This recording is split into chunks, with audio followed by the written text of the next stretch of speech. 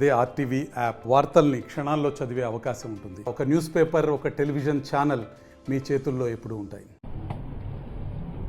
తెలంగాణ రాష్ట్రంలో మార్పు కావాలని, ఆ మార్పులో పేదోడు ప్రభుత్వం అయితేనే పేదోడికి న్యాయం జరుగుద్దని యావత్తు తెలంగాణ ప్రజలు ఇందిరమ్మ రాజ్యాన్ని తెచ్చుకొని 6 నెలలు పూర్తయి 7వ నెలలో ఇప్పుడున్నాం. గౌరవ ముఖ్యమంత్రి రేవంత్ రెడ్డి గారి నాయకత్వంలోని ఈ ప్రభుత్వం ఎన్నికలకి ముందు ఏవైతే హామీలు ఇచ్చాయో, ఇచ్చిన హామీలలో 6 హామీలలో 5 హామీలు పూర్తి చేయడమే కాకుండా ఈ నెల నుంచి ఏదైతే రైతన్నులకి 2 లక్షల రూపాయల రుణమాఫీ చేస్తామని చెప్పామో, చేసే కార్యక్రమానికి శ్రీకారం చుడుతూ రాబోయే 2 నెలల లోపే అర్హులైన తెలంగాణ రాష్ట్రంలోని ప్రతి రైతన్నకు ఇచ్చిన మాట ప్రకారం 2 లక్షల రూపాయల రుణమాఫీని ఈ ప్రభుత్వం ఆర్థికంగా రాష్ట్రం ఇబ్బందుల్లో ఉన్న అనేక కష్ట నష్టాలను భరించిన రైతన్నలకు ఇచ్చిన మాటని ఈ ప్రభుత్వం నెరవేర్చబోతుంది. అంతేకాదు, యువతని ప్రధాన ప్రతిపక్షం ఏదైతే రెచ్చగొడుతుందో, గడిచిన 10 సంవత్సరాలలో యువతకి ఆ ప్రభుత్వం ఏం చేసిందో, ఏమి ఒరగబెట్టిందో మనకు తెలియంది కాదు. ఈ గడిచిన 6 నెలలలో ఇందిరమ్మ రాజ్యం వచ్చిన తర్వాత ఇచ్చిన మాటలో భాగంగా మొదటి 90 రోజుల్లోపే 30,000 ఉద్యోగాలు పైగా నిరుద్యోగ యువతకి ఇవ్వటమే కాకుండా, గత ప్రభుత్వంలో ప్రభుత్వ పెద్దలే కంచే చేను వేసినట్లు టీఎస్పీఎస్సీ ద్వారా పేపర్లని లీక్ చేయించి వారి తొత్తులకి, వారి బంధువులకి ఉద్యోగాలు ఇప్పించటం కోసం నిరుద్యోగ యువతకి ఎలా బలిదానాలు తీసుకుందో ఆనాటి ప్రభుత్వం, ఆ టీఎస్పీఎస్సీని పూర్తిగా ప్రక్షాళన చేసి ఈరోజు పేద తమ్ముళ్లకి, నిరుద్యోగ యువతకి భరోసా కల్పించేలాంటి మంచి కార్యక్రమాలు చేయటం కోసం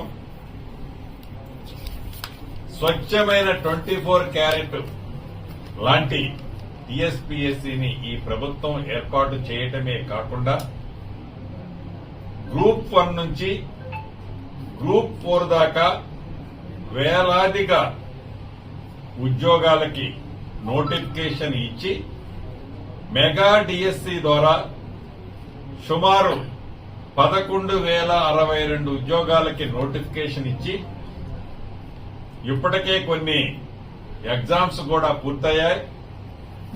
అన్న మాట ప్రకారం ఆర్థికంగా ఈ రాష్ట్ర ప్రభుత్వం ఈనాడు ఇబ్బందులు ఉన్నా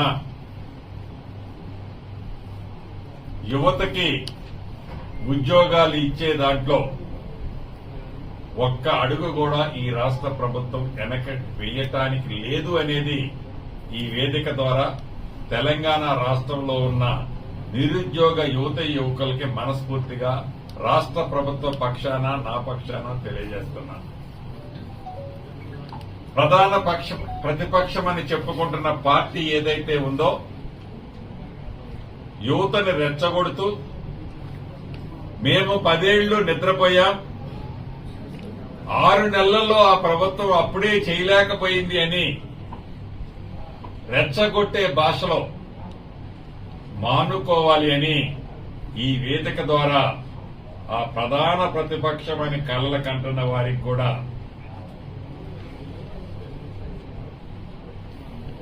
చెప్తున్నాను. ఇక రైతన్నల విషయానికి వస్తే, ముఖ్యంగా ఉమ్మడి ఖమ్మం జిల్లాలో ఆనాడు కాంగ్రెస్ పార్టీ ముఖ్యమంత్రిగా దివంగత నేత రాజశేఖర్ రెడ్డి గారు జల యజ్ఞంలో భాగంగా రాజీవ్ సాగర్, ఇందిరా సాగర్ ప్రాజెక్టులని గోదావరి మీద సుమారు 2,500 కోట్లతో 2,75,000 ఎకరాలు సాగుకు తీసుకొచ్చే ఆ ప్రాజెక్టులు చేపడితే దాంట్లో సుమారు 50% డబ్బులు ఖర్చు పెట్టిన తర్వాత తెలంగాణ ప్రజల కోరిక మేరకు రాష్ట్ర విభజన జరిగిన తర్వాత ఏవైతే మాయమాటలతో తెలంగాణ రాష్ట్రాన్ని 10 సంవత్సరాలు అధికారంలో పరిపాలించిన ప్రభుత్వం ఏదైతే ఉందో రీడిజైన్ పేరుతో సీతారామ ప్రాజెక్టుగా నామకరణం చేసి ఈ ప్రాజెక్టుకి సుమారు 18,000 కోట్ల రూపాయలని ఎస్టిమేట్స్ ప్రిపేర్ చేసి దాంట్లో 8,000 కోట్లు పైగా ఖర్చు పెట్టి ఒక్క ఎకరానికి కూడా నీళ్లు ఇవ్వని ఆనాటి ప్రభుత్వం చేసిన తప్పులను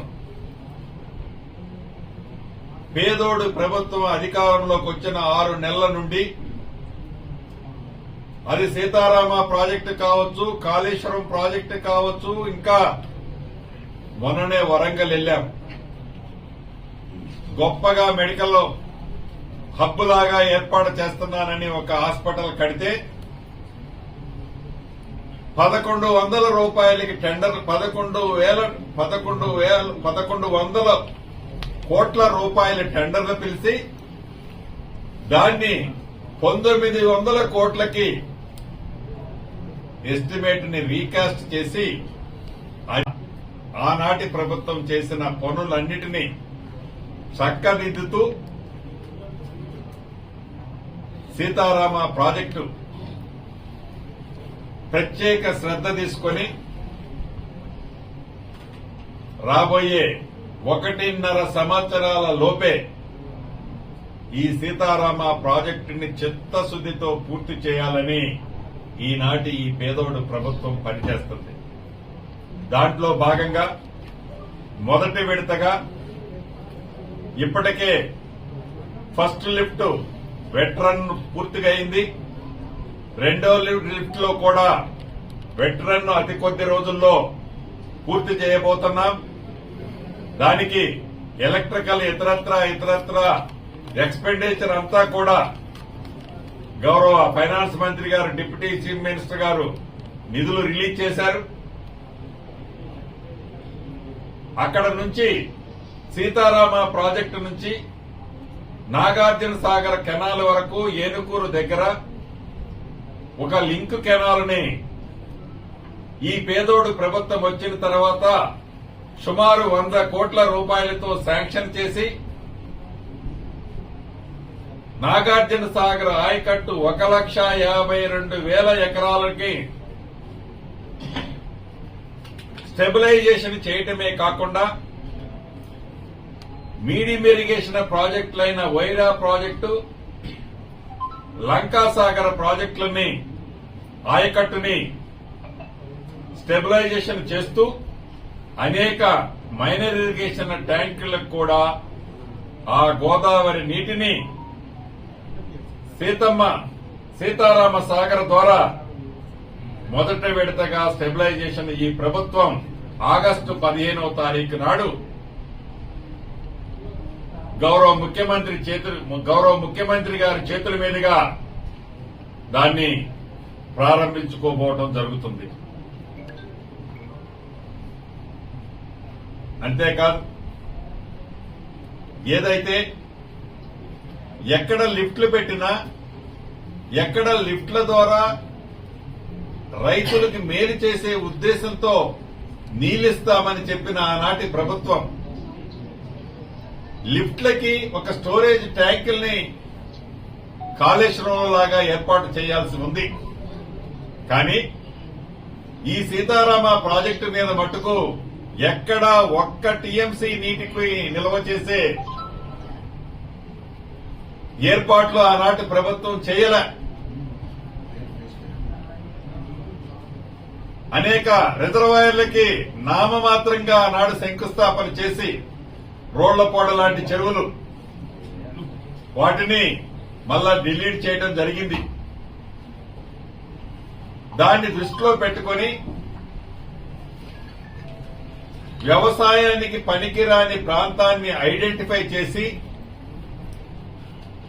సుమారు ఒక 10 నుంచి 12 టీఎంసీల రిజర్వాయర్ ని ఈ సీతారామ ప్రాజెక్టులో ఏర్పాటు చేయాలి అనేది ఈ ప్రభుత్వం యొక్క ఆలోచనని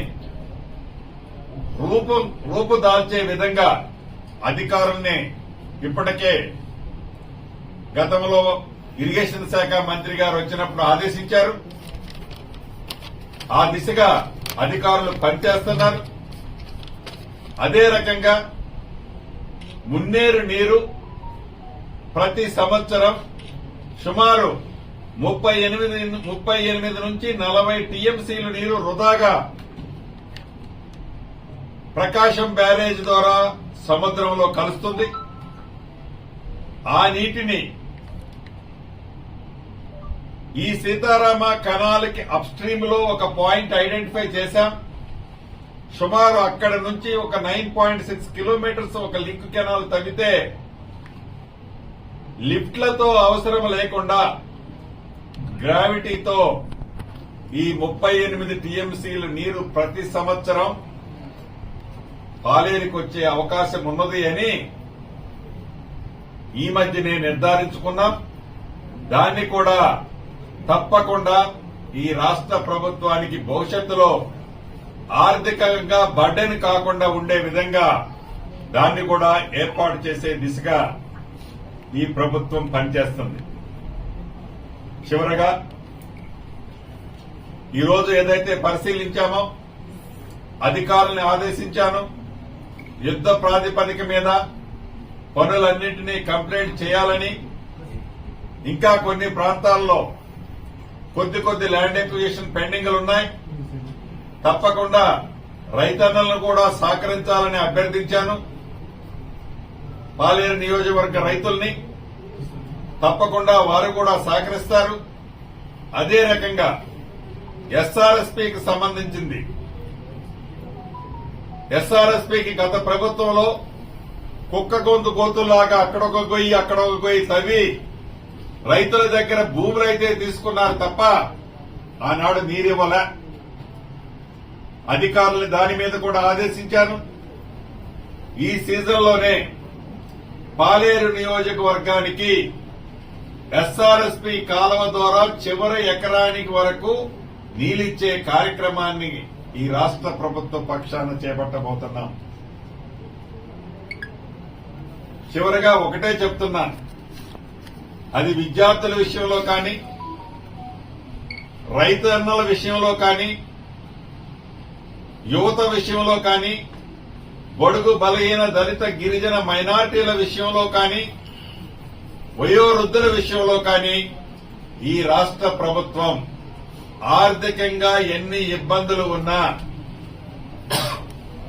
అన్నిటినీ అధిగమించి ఇచ్చిన ప్రతి మాటని తెలంగాణ బిడ్డకి ఇవ్వటానికి, సంపాదించిన సంపదని పేదోడికి పంచటానికే ఈ ప్రభుత్వం ఉన్నది అని ఈ వేదిక ద్వారా మనస్ఫూర్తిగా తెలియజేసుకుంటూ సెలవు తీసుకుంటాం. మరిన్ని వీడియోస్ కోసం ఛానల్ ని సబ్స్క్రైబ్ చేయండి, లేటెస్ట్ అప్డేట్స్ కోసం వాట్సాప్ ఛానల్ ని ఫాలో చేయండి అండ్ లింక్ డిస్క్రిప్షన్ లో ఉంది.